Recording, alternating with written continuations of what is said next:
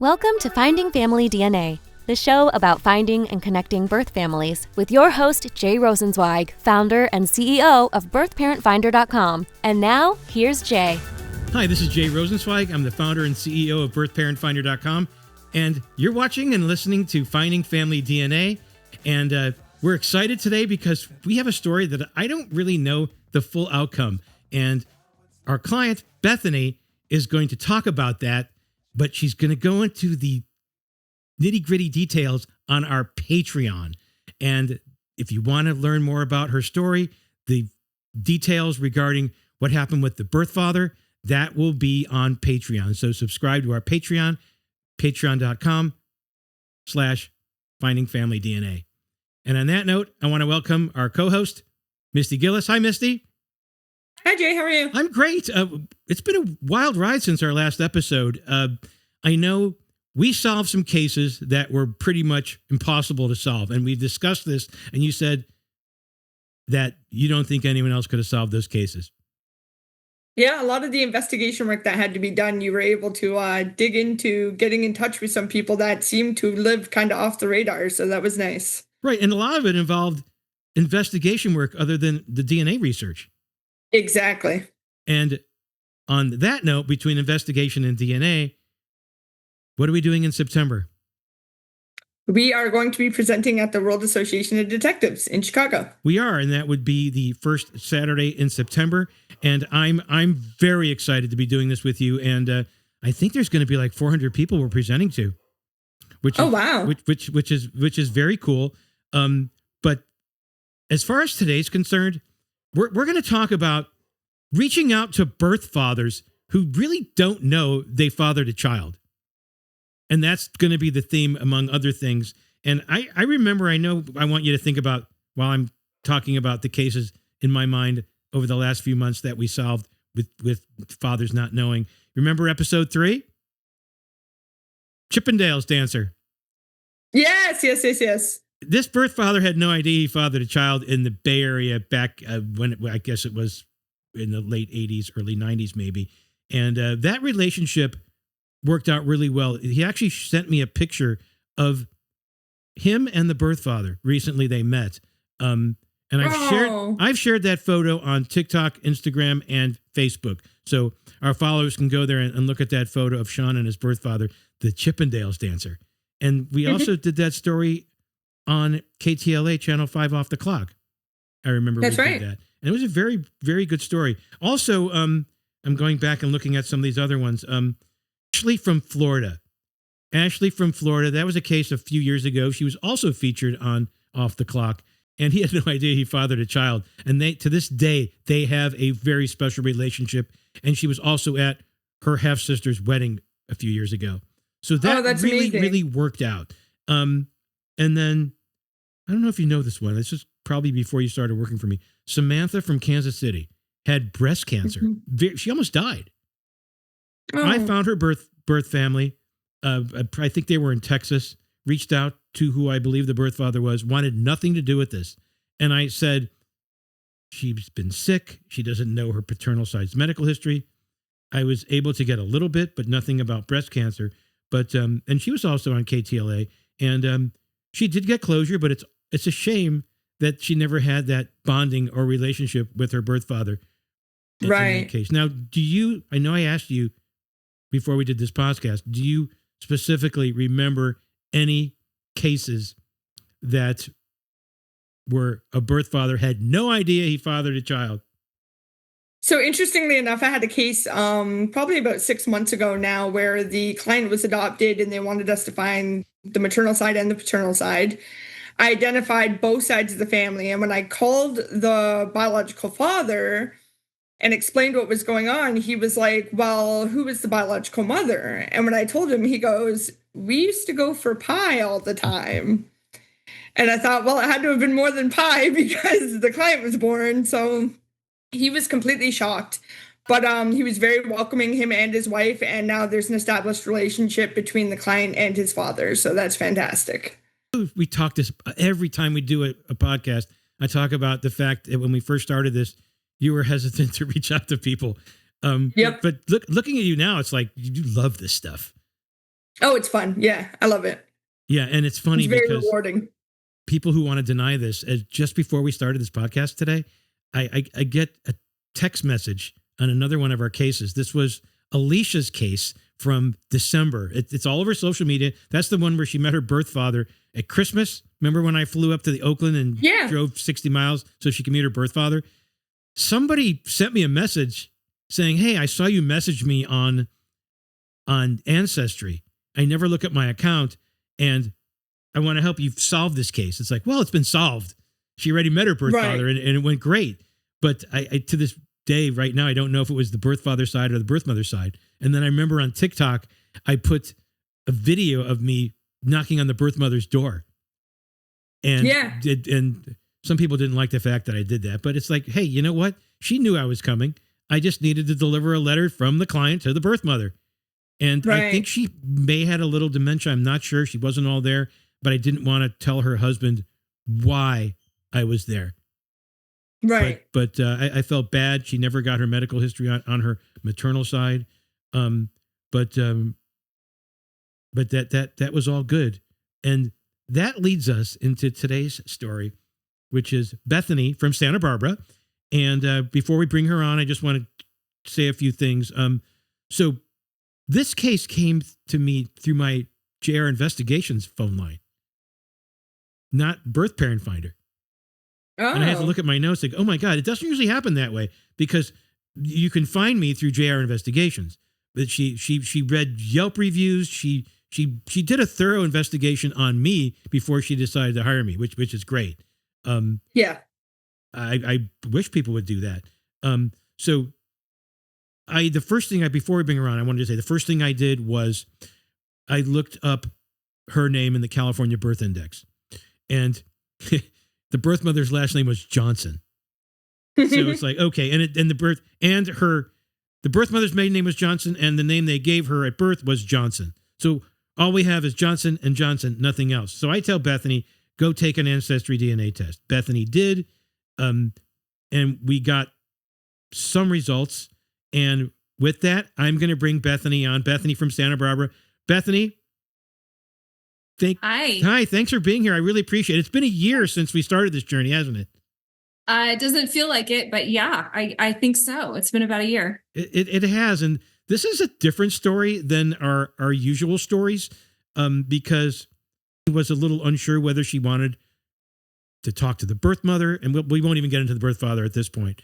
But before we get into the story of us finding your birth family, tell us a little backstory about you, when you found out you were adopted, and about your adopted parents. Sure. I found out that I was adopted. I think my brother, who is 9 years older, he and I would fight a lot. And I think he said one day when he locked me into the bathroom, "You're not, mom and dad's real child." And so on, the conversations went with my adopted birth dad and mom, who raised me, and I love them very much and appreciate them for everything that they did for me. So that's kind of how I found out that I was adopted. I believe it may have happened in a different way, but that's how I remember it psychologically for some reason. There are no secrets about how you were raised. I mean, no, not at all. No, I knew I was adopted at a very, very young age. My parents were very open about it. However, it was a private adoption, so I didn't have much information about it. I did find out that I was born in Fontana, which I didn't know, which was pretty close to where I grew up. And that's San Bernardino County, right? That was San Bernardino. I grew up in Riverside County, so right next to each other. So yeah, that's kind of how I grew up. It was very open. And then, coming to now and why I did this, I mean, I kind of wanted to find my birth mom my whole life. I knew, or I was told, I think by my adopted family, that my birth dad didn't even know I existed. So it was interesting. And I did reach out to a social worker about 10 plus years ago.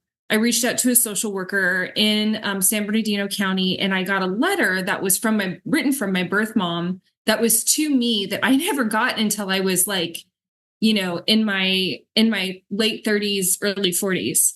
So it did have information on it. It was basically written by the nurse that helped give birth to me. And some of the information in that letter, which I found out now, was falsified, which was an interesting thing for me to realize. Some things were in there, like my dad was Hawaiian, and I always thought I was part Hawaiian, and he's like not have any Hawaiian descent in him at all. There were just other things that were falsified, but I think, in talking to my birth mother now, that was on purpose. So I did finally want to find my birth mom because about 10 plus years ago, I was diagnosed with 4 autoimmune diseases. Which was really frustrating for doctors and myself because they would ask my family history and I would have none. So it really prompted me to look for my birth family because I needed answers because I was really sick. So that's kind of where we are today, and found you on the internet, and I researched you and found all good things and good stories. And so here we are now. Before we started, I was talking to Misty about how this case was solved. And I asked Misty, I said, Misty, my notes indicate that you solved both sides of this case. And Misty had no recollection of this. So I just want to get on her case about her not remembering. And Misty, you, how many cases do you work average at a time, honestly? Over 10 at a time, I think, running kind of just between cases and then with the other job as well. So a lot of genealogy in my life. Right. And right now you probably have over 20 active cases. Yes. I know we've been solving a lot of them lately and just getting them out there. But I'm not going to give you a hard time because you don't remember. And for some reason, Bethany, your DNA is no longer in our account, but I do have screenshots of the relatives. And I'm looking at this, and we're going to take a break. And after we take a break, I am going to talk about how I solved the maternal side. So we'll be right back with Bethany after a message from GEDmatch.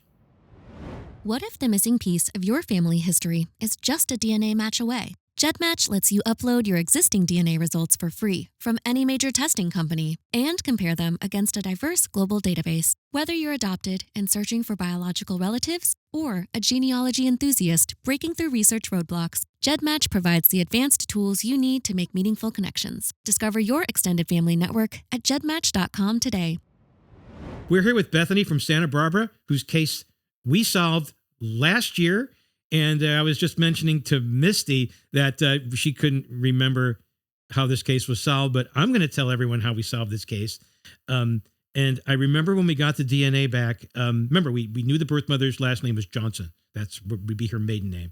And you, Bethany, gave me non-identifying information that I believe was not accurate because in the DNA, there was no Hawaiian in there. And the birth mother wrote down that the birth father was Hawaiian. It's like, no, this birth father's a white guy. He's not Hawaiian. Yeah, so I am at no point looking for a Hawaiian guy. So I found a cousin who I actually thought she might have been the birth mother. And she actually messaged me and she says, I wish I was the birth mother. I've never heard that before. Have you ever heard anything like that, Missy, saying, I wish that was my child? It's like, well, good for her. So she helped me figure out, and some other relatives I spoke with, who the birth mother was. And the birth mother, I'll make a long story short. I did find your birth mother, Debbie, and Debbie lives in Wisconsin now, of all places. Is that right? Illinois, I think. She's in Illinois. Why did I think Wisconsin? Well, they're right next to each other, so it's not too far. Yeah. So I thought it was Wisconsin. Anyway, so she was beyond the moon. And she was very happy that I found her. But she apparently never kept this from her kids. Is that right? That's correct. I don't think, and which is weird because what confused me was why would she write false information on the birth record and then tell her whole family that she placed a child for adoption? This was, what year was that? I don't have the year. That was the 1980, right? Yeah. Okay. Yeah. I mean, not that long ago. Usually we get them in the 60s or the 70s, but she was transparent with her family. And the next thing you know, she wants you to come out there, have a party for you, make a big deal out of it. Did we do a 3-way conversation with you, me, and her? Yes. That I do remember. It went really well. So from that point on, I don't know what happened. So you tell me what happened after that three-way conversation with me, your birth mother, and you. Yeah. So, interestingly enough, it was nice to meet her. I had a bunch of emotions. I couldn't believe that it happened so easily and so quickly. It was really special to finally talk to her on the phone, something that I've been looking for 45 years. It was surreal. One of the things that was very special, because she was so open and honest with her family the whole time, was she actually sent me my first birthday present this past year. So that was really nice to finally get something from my birth mom saying happy birthday. And it was a very thoughtful gift that nobody would really understand but her and I. It's something that we share between the two of us. But it was a very thoughtful gift, and I really appreciate it. This was 1 year, a little over a year ago, I believe, that we started this journey. Why have you not met her yet, or her family? There's a couple reasons. I think one of the things that I didn't prepare myself for was the emotions that come after the fact. And I do encourage anybody and everybody that's going through this process to really read more about what transpires after you find your birth family. And obviously we'll talk about the aspect with your birth father during our Patreon. So we'll save that portion. There has been some things between her and I that have brought my emotions to be kind of a roller coaster.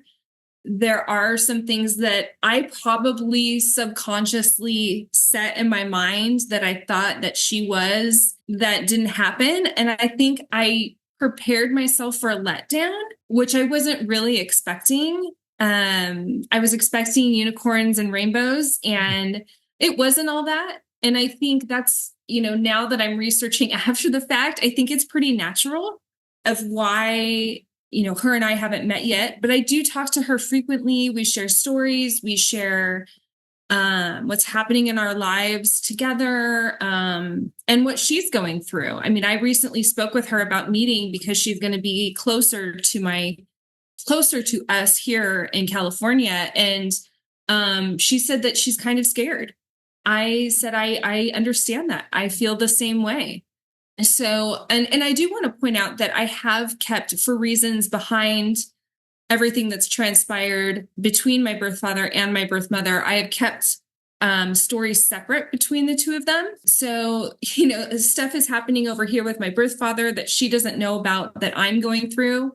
And so I felt kind of torn with emotions between my adopted family, my birth mom, and my birth father. And I felt like I was managing all those families all at once. And it was really difficult. It was really heavy. That's to bear all that. Yeah. And especially when it's such a new experience for you, for navigating these new relationships with people that are your biological family, and then having to navigate the intricacies of their cross relationships and things. That's very hard. I'm sure that's very difficult for you. It still continues to be. And, I have to be sensitive. I have to be sensitive with my adopted family, my adopted mom, my father who had passed. You have to, make sure that they're okay, because they're really the ones that raised me and brought me to where I am today, which I'm grateful and appreciative every single day. And the woman that raised you, how does she feel about all this? Your mother? She's been completely supportive, open. She, from the very beginning, I told her I was going to go through this process. And she really has been extremely supportive, which that's really amazing.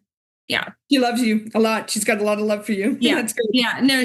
She does. But still, even with that support, there's some guilt that goes on between talking to this, new family that I am trying to manage. So I do recommend people read up about how you feel after, what are the emotions that could happen afterwards, because I always tell people, don't be scared of therapy. It's a natural thing that you can, especially find somebody who's adoption specific, and just having that soundboard and somebody that has and understands those experiences is a tremendous help to an adoptee. Absolutely. I completely agree. And I don't think it's healthy for clients not to tell their adopted parents that they're searching for their birth parents. And we've had a few. We've had a few that say it would kill my parents if I told them I was looking for my birth parents. And Yeah. I just think just be level with them. Give them the reason why you're looking for them, whether it's closure, whether it's medical history, whether you just want to find out, and it has nothing to do with hurting anyone's feelings. We were very fortunate that your birth mother was cooperative, especially since she put all that false information down, which to this day, did she tell you why she put that false information down on the birth record? She did. I did ask her about it because there were some things between my birth father and my birth mother that weren't lining up and still have not lined up to this day. She said she was very scared. She was young. By the way, she was 17 when she got pregnant. Correct. She was very young. She came from a religious family. She was very scared, and she falsified documents because she was nervous that somebody would find out. Back then, nobody knew about DNA and that it's going to come out eventually, and it did in this case. And we'll talk about the birth father after our next break. But you have two children, Correct. Not quite teenagers. I do have a teenager. I have a 15-year-old daughter, and I have an 11-year-old son, almost 12. Okay, so you've had this discussion with them on their grandmother? Oh, absolutely. Oh, yes. And yes. What were their thoughts? My daughter's pretty teenagery. She doesn't really understand. I mean, I don't think either one. I mean, they both knew I was adopted, and they both knew I was going through this process. I'm really open and honest with my kids. That's extremely important to me. So they've been really supportive. I think they kind of ask questions, especially my younger son. Why? Is kind of the ongoing question, as an 11-year-old would do. And I just answer their questions as they come. Did you show them the side-by-side photo of you and your birth mother? I did. And I also, yes, and of my birth father. Yes. Right. You look exactly like your birth mother. In my opinion. I mean, I don't know if Misty saw that photo, but we'll share that photo on this platform. Yeah. But I mean, I identical. I mean, obviously there's an age gap. This was that picture of her we had from probably could have been the 1970s even. Yeah, it was a younger photo. Yeah, definitely a younger photo. And the picture you shared wasn't that old. No, it was in the last 3 years. The one you wanted to put up, I didn't want. Right, the one I put up was you're wearing a cowboy hat, right? Yes. Right, but sometimes people look at photos and they say, well, I don't look like that person. But not only did the DNA prove that she was your birth mother, but obviously you do look very much alike. Yes, we do. And then you have biological siblings too, right? I do. I have I guess a birth brother and a birth sister. Yes. And they're both older. Spoken with them? A little bit, yeah. Not as much. I mean, my communication with them is through my birth mom. It was the daughter's birthday not too recently, and I texted her directly, but I'm still trying to establish my relationship with my birth mother before I go further than that. But I have spoken to them on the phone a few times. And there's nothing wrong with that. I mean, it's not like you live in the same area. You're 2,000 miles away. And by the way, I'm looking at my notes and her address. It says she's in Wisconsin. So. Oh, it does. Okay. So. I don't know. And I think she lives in an area, if I'm not mistaken, that I used to go boating near when I was a kid and fishing. Oh, interesting. Because I grew up in the Chicago area. We used to go boating in Wisconsin. And I remember that area. And I know I had a lot of conversations with her. I thought she was very nice, very honest once we established that the non-ID was inaccurate. So we're going to take another quick break, and then we're going to talk about your birth father. So we'll be right back. Yeah. This is Jay Rosenzweig, the founder and CEO of BirthParentFinder.com. If you're looking to find your birth parents or anyone in your birth family, give us a call at 866-572-3463 or go to our website, BirthParentFinder.com. We're back with my genealogist, Misty Gillis, and our guest for today, Bethany from Santa Barbara, who originally from San Bernardino County, born and raised there. And then, Bethany, when did you move to Santa Barbara? I moved to Santa Barbara in 1998. Came here for college, never left. I love Santa Barbara. I don't know if our guests or people who watch this know much about it, but supposedly it's an expensive city, but honestly, it's no more expensive than anywhere in California. But we were going to talk about the birth father, and I had to remember how I found him. I know I had a little help from your birth mother, and we knew that he was a white guy, Newport Beach. I'm not going to mention his name. White guy, Newport Beach. There was a DNA relative that was a first cousin. So I know, Misty, I'm going to refresh your memory. You narrowed it down to one or two guys, a guy and his brother, I believe. And I believe this guy was the only one alive, and he was the only one who fit the bill, because this guy, I spoke with his sister. Isn't that right, Bethany? I spoke with his sister, Correct. who was very helpful, who, based on the information I gave her, she says, I believe you have the right guy, but we know that he has no idea that he fathered a child back in 1980. And we knew that he lived in a party house on the beach with a Hawaiian roommate. And that proved that we definitely had the right guy. But this guy was off social media. He was off the grid, and I could not get a phone number for him. I couldn't reach out to him. So again, I contacted his sister, and his sister goes, this is very sensitive. And I made her a promise that I wouldn't try to reach out to him any other way, that she would be the one, the liaison. We always say the liaison, the intermediary. She was the one who connected me with the birth father. And then all of a sudden, I get a phone call from this guy. And he was really taken back, and he was almost crying on the phone saying, if I would have known I had a daughter, I would have wanted her from the beginning. I had no idea. I'm not that kind of guy. He's a religious guy, this guy. He goes, I am not that kind of guy. I didn't even know this woman was pregnant. I do remember her. Am I right, Bethany, on my analysis of this? Is that correct? Yeah.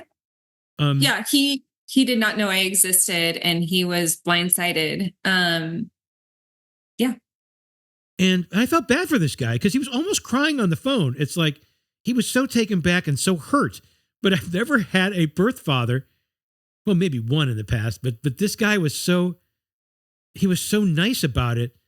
He was nice, and he was also angry at the same time, if that makes sense. Right. He would not right. at me. I'm just doing my job. But he wasn't 100% sure that this was accurate. He took a DNA test to confirm this, right? Correct. Well, we both decided, after talking, there were so many similarities and correlations, and the fact that we visually look exactly like each other. But I wanted to know, I actually asked him to do it because I wanted to know more of the traits that we share. I found it very interesting. And plus I also wanted the health background of the whole family. And because there is some health correlation between me and his side of the family. Now, did he take an independent DNA test, or did he do Ancestry? He did. No, he did Ancestry. Okay. So for some reason, he probably deleted that right after he took it and confirmed that you were his daughter. He did. Soon thereafter, shortly thereafter, he was nervous about people taking information. This guy has no kids on his own, correct? Correct. No daughters. And all of a sudden you come along. So initially, how long of a time period went by before he took that DNA test? Oh, maybe a month. And did you have any conversations with him during that time period? Of course. And many. Once he got those results back, obviously it confirmed it. Did he treat you any differently, or was the conversation any different from that time moving forward, that it was confirmed that you are his daughter? No, I don't think so. I think it was more relief. I think after getting to know me for a month and just us talking to each other and sharing similarities in health and how we operate on day to day, and some like idiosyncrasies that you would never think that we both have, it was just kind of a confirmation that I was his daughter. And I think it was probably a relief for him to know that that was the case. That was a year ago. And you met him how long ago? Gosh, I met him maybe 6 months ago.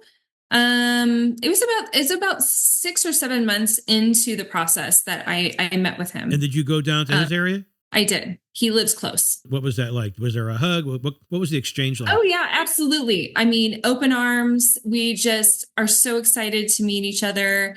I mean, we look exactly alike. I look like my birth mom, but I really look like my birth dad. Hair, eyes, face, everything. That had to have freaked him out, honestly. he was scared. I think we both shared in the middle of the conversation, in the middle of our lunch that, we're both nervous and scared and we've never done anything like this. And the fact that he didn't know I existed, and now that I'm his daughter and he has a daughter, I think he described it as, he's half elated and half devastated because, he's lost out on most of my life. Right. And does he want to meet your kids? He's got grandkids now.